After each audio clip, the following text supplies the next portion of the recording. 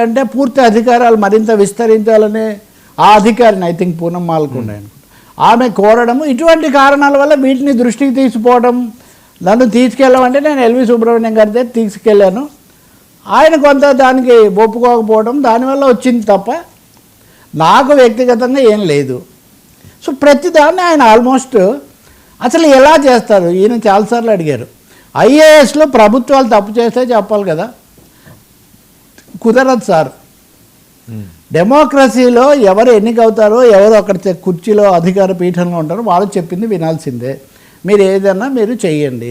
చాలా సందర్భాల్లో ఇప్పుడు మనం చెప్పిన సీనియర్ ఐఏఎస్ అధికారి అసలు నా సర్వీస్ అంత వయసు లేదు అంటే మీకు మీ ఉండొచ్చు ఉండకపోవచ్చు. ఇప్పుడు నేను వెళ్ళి ఒక ఉద్యోగంలో చేరాను సార్ ఆయన చెప్తున్నాడు. మా బాసుకు 35 ఏళ్ళు 40 ఏళ్ళు ఉంటాయి, అయినా కానీ నేను సార్ అనే పిలుస్తాను కదా. కాబట్టి ఒక వ్యక్తికి ఎంత వయస్సు ఉంది లేకపోతే ఎంత అనుభవం ఉంది, దీనికి ప్రజలు ఒక మ్యాండేట్ ఇచ్చిన తర్వాత దాన్ని ఫాలో అవ్వాలి. దాని కాన్సిక్వెన్సెస్ వాళ్ళు ఫేస్ చేస్తారు. కాబట్టి నేను ఎవరి మీద నేనేం పెత్తనం చేయలేదు. మరి మీరు ఎందుకు ఇచ్చారు? చీఫ్ సెక్రటరీని ట్రాన్స్ఫర్ చేసే బదిలీ వేరే ఉద్యోగానికి పంపిస్తూ పోస్టుకు మీరు ఎందుకు ఇస్తారు? ముఖ్యమంత్రి ఇవ్వాలి కదా. ముఖ్యమంత్రులు ఇవ్వరు, ముఖ్యమంత్రులు ఉత్తర్వులు ఇవ్వరు. ముఖ్యమంత్రులు నిర్ణయాలు చేస్తారు, నిర్దేశిస్తారు, పాలసీ ఫ్రేమింగ్ చేశాక అమలు చేయాలి. ఆయన చేసిన ఫర్ చీఫ్ మినిస్టర్ అని పెట్టరు.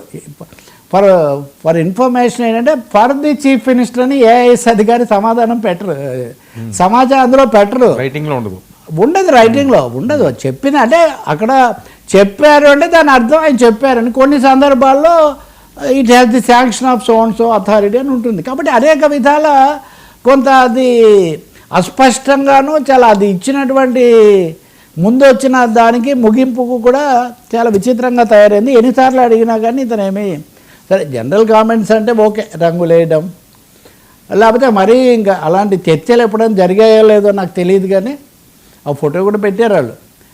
కింద మోకాళ్ళ దగ్గర వంగి ముఖ్యమంత్రితో ఎందుకు మాట్లాడుతున్నారు, దీనికి ఇచ్చిన సమాధానం లిటిల్ షాకింగే కాదు, ఇంట్రెస్టింగ్ కూడా. నేను ఎక్సర్సైజ్కి వెళ్ళి వచ్చాను.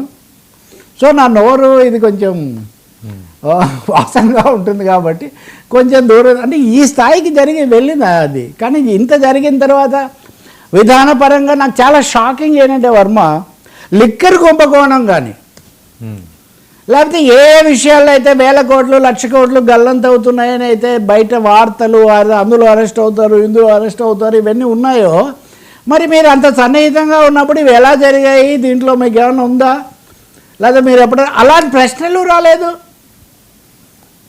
కాబట్టి ఇదంతా బహుశా నేను అనుకుంటాను ఈ అధికారి గారు లేకపోతే మొత్తం వ్యవస్థాగతమైన ప్రక్షాళన ఏదో జరిగింది. ఒక ప్రక్షాళన జరిగిన తర్వాతే ఇది జరిగినట్టుగా ఉంది. రాజీనామా అంశం ఏంటండి? ఏది అదే అది కూడా చెప్తాను నేను. అంటే 2 సార్లు చెప్పాడు జగన్ గారు.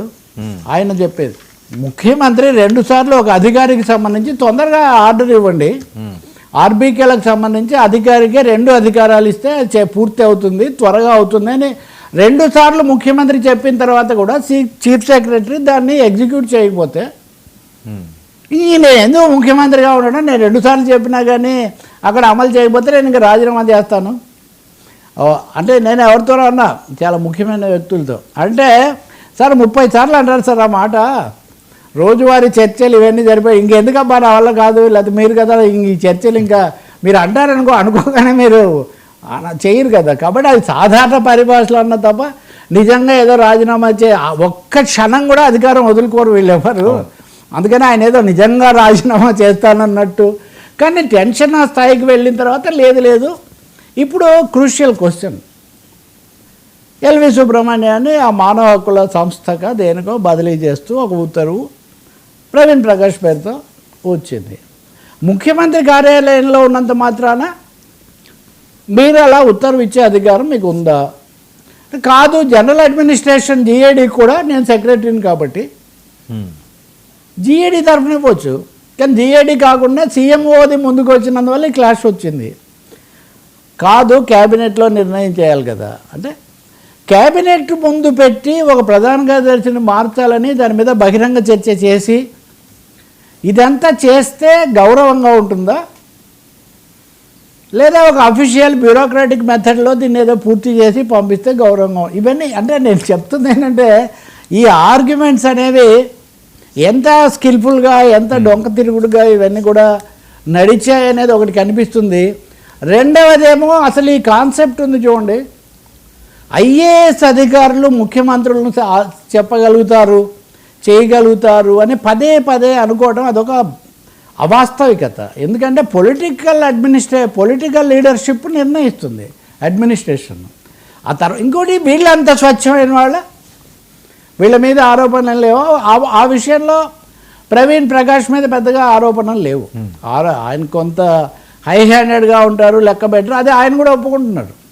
మరి అయితే మీరు చేసిన పొరపాటు ఏమన్నదో ఒకటే పొరపాటు, వీఆర్ తీసుకోవడానికి తొందరపడ్డాను, కోపంలో నిర్ణయం తీసుకోకూడదు, తీసుకున్న తర్వాత మళ్ళీ వెనక్కు మార్చుకుందామని చాలా ప్రయత్నం చేశాను, నువ్వు ఇంతమందితో తగాదా పెట్టుకున్నాక నిన్నెక్కడ తీసుకోగలుగుతాం మళ్ళీ అని అప్పుడున్న చీఫ్ సెక్రటరీ నాకు చెప్పారు. సో క్రిస్టల్ క్లియర్, కుల్లంకుల్లా అది అయింది. కానీ ఇక్కడ వీక్షకులు ఇవన్నీ చూసిన వాళ్ళు మటుకు బాగా అదే ఇందాక నేను చెప్పినట్టే కలెక్షన్స్ రోజు ఫస్ట్ డే ఎంత సెకండ్ డే ఎంత చూద్దామని మేము అనుకుంటుంటే ఇది ఈ విధంగా తయారైంది ఏంటి అనే ఒక కామెంట్ మటుకు ఇటు అఫీషియల్ డమ్ నుంచి అటు పొలిటికల్ సర్కిల్స్ నుంచి వచ్చింది. ఎవరో నా దాంట్లో కామెంట్ పెట్టారు, మీడియానే పోస్ట్ మార్టం చేయడం ఎందుకని, ప్రపంచం అంతటి మీద పోస్ట్ మార్టం చేస్తాం కానీ మా మీద మీడియా మీద చేయవారు అంటే కూడా కుదరదు కదా. వాస్తవంగా ఆంధ్రప్రదేశ్ రాజకీయాలు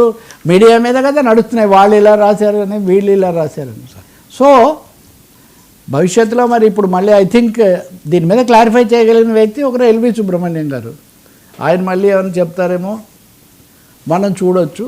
రెండోది మనం కూడా ఎప్పుడన్నా ఇతర అధికారులతో మాట్లాడితే కొంత క్లారిటీ రావచ్చు. కానీ దురదృష్టవశాత్తు మనం హర్యానాలో కొన్ని చోట్ల జరుగుతున్నవి చూస్తుంటే మటుకు వ్యవస్థాగతమైన సంక్షోభం సంఘర్షణ. ఆయన ఇంకోటి కూడా చెప్పారు, చంద్రబాబు అంటే మీకు ఎందుకు అంత కోపం. ఆశ్చర్యకరమైంది ఏమంటే జగన్కి ఈయన ఎంత సన్నిహితంగా మెలిగాడో చంద్రబాబుకి అంతకంటే రెట్టింపు సన్నిహితంగా మెలిగాడు. బహుశా జగన్ దగ్గర కూర్చున్నట్టే చంద్రబాబు నాయుడు దగ్గర కూడా కూర్చున్నారు, అందులో ఇంకేమీ రెండో సందేహం లేదు.